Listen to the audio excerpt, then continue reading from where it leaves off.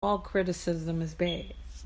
I remember I was rocking thicker eyebrows that looked like Space Invaders.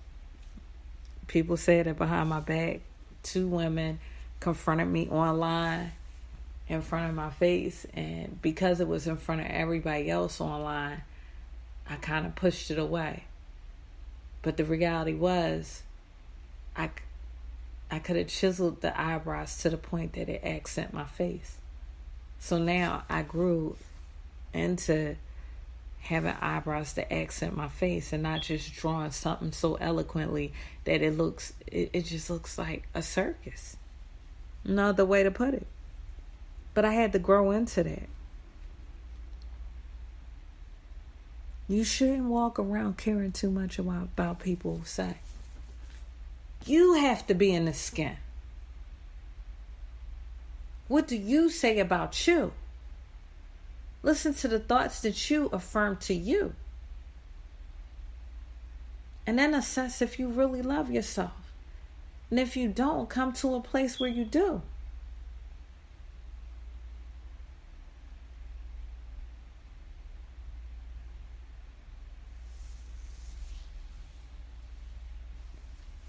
When you're battling with self-hatred, you're too hard on yourself. Is another thing that will come up. It's hard for you to forgive yourself. And you will always, always blame yourself. Even if you know the other person is dead wrong.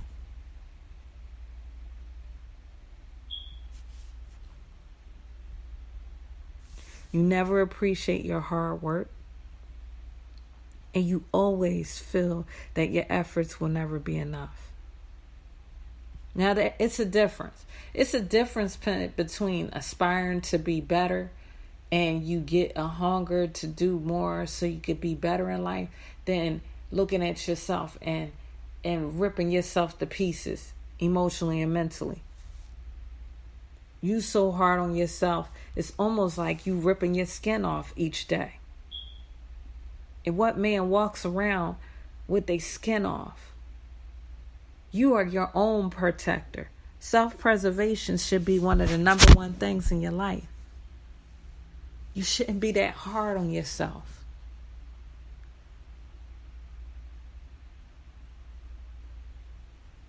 And another thing that comes up when dealing with self-hatred is you hate everything about yourself. You will always find something negative about yourself more than something positive. You're incredibly cynical.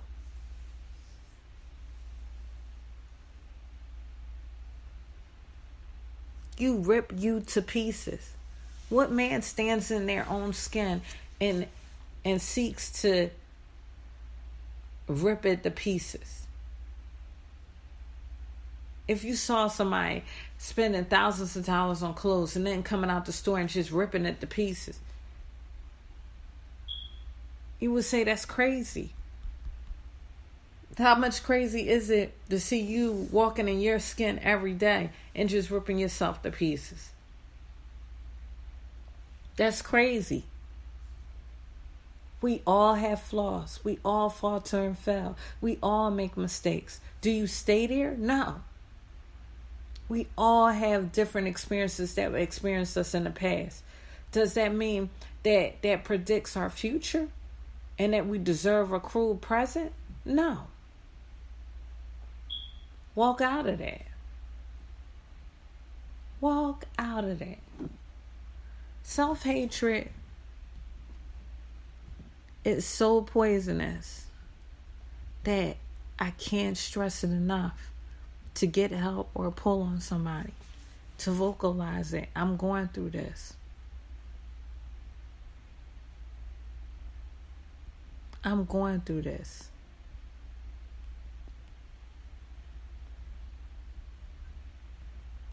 Because to walk around brutally judging and attacking yourself it's like a pit bull running in a circle, and then once it catches its tail, it just gnaws its tail off. Who does that? That's their own tell. Why would they do that? Inflict their own pain. It will only put them in a bad place. And so it is with self-hatred. You have to gain a grip with who you are. Because in the next segment, I'm going to talk about how it affects your relationships. And how to deal with it and move out of it. Because you can be a magnet for so many other things that are bad.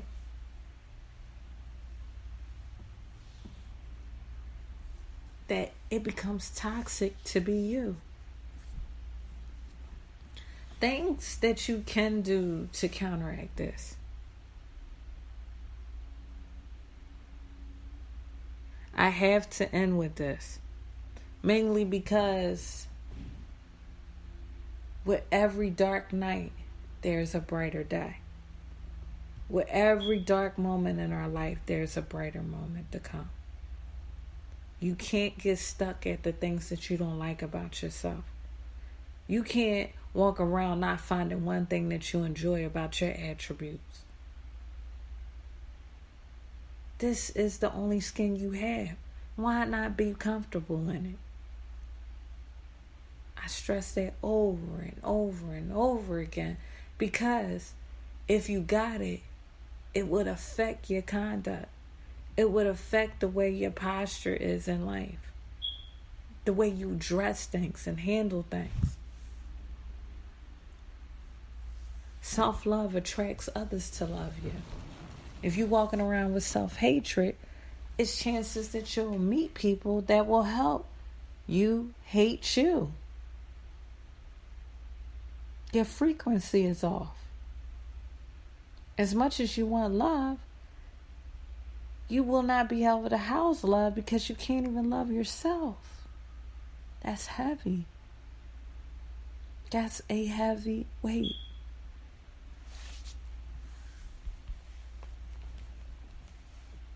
Heavy weight.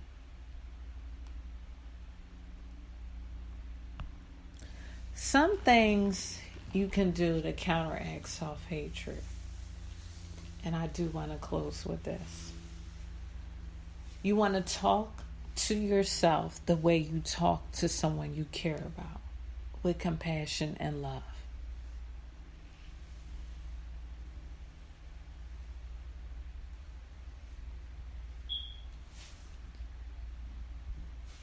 Talk to yourself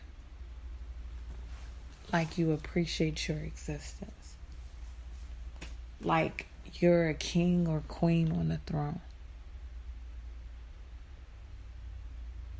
Talk to yourself. Talk to yourself not like you're your own enemy. Talk to yourself like you're your own friend. Another way you can do, recognize the beliefs that don't equal truth. Everything you think ain't true. It's not facts. Begin to recognize that. Check whether your distressing thoughts is true. Check it. That should dismantle a lot of thoughts. Because just because you think it don't make it right. Sometimes you're in a habit of always thinking negative that you don't know how to just think right. And when you label it, that will be a step towards thinking positive. Another way you can come out of self-hatred is embracing the concept of good enough. You are good enough. With all your flaws in mind, your imperfections, your mistakes, your past history, you are good enough. Being perfect is a fictitious concept.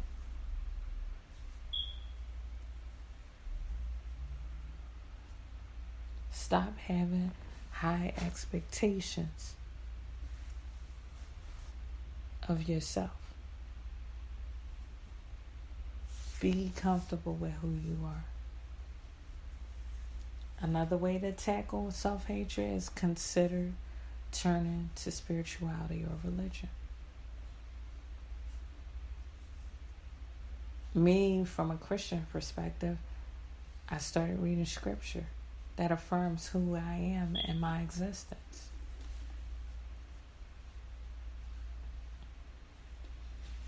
I'm not going to dive into that aspect too much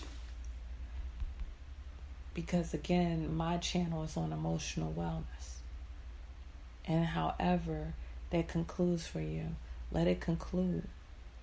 But no, spirituality is a very real aspect in life. You can either embrace it or keep dodging it. I would persuade you to embrace it and find where you at when it comes to that topic. If you hate yourself for the mistakes that you made,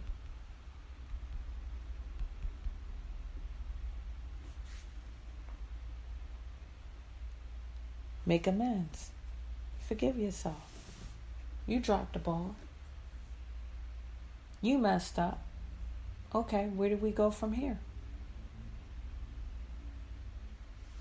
You can fall down 10 times, but still get up and move forward in life. Don't stay there, because everybody make mistakes. And when you realize that, you get more comfortable with you making mistakes. Engage in knowing you, what makes you work and what doesn't make you work. And then begin to fall in love with your existence, so you don't walk around having self-hatred.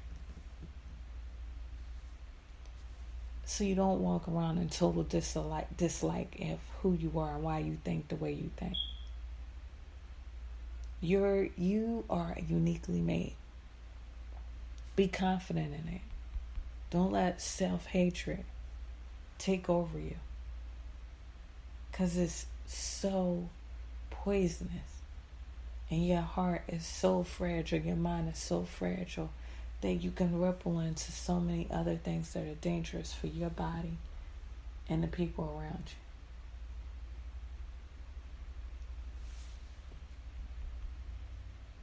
Be encouraged.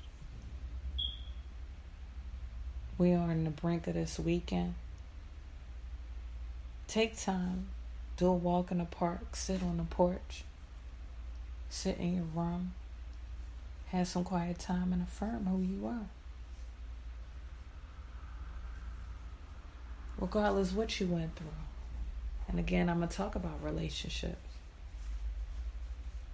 Both parental care, romantic, and business relationships. I'm going to dive in on the next episode.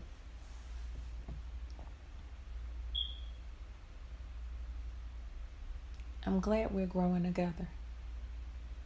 I'm glad we're learning and having a deeper understanding on different topics, so we can be better people, so we can love better, so we can understand better. Tune in this coming week on the next episode on the series of self-hatred. This closes ER, emotional response.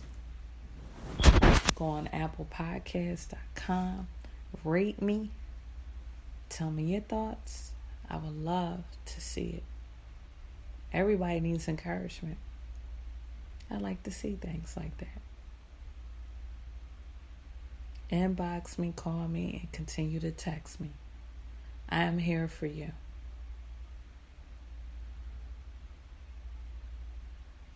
You need to know that. It goes beyond a podcast. This is my passion. I love developing people. I love seeing people grow and prosper as individuals, and how they were uniquely wired on this earth. Keep aspiring to be great. And when you have those moments where you're down, affirm that every dark night has a bright morning. Tune in next time on Emotional Response Podcast.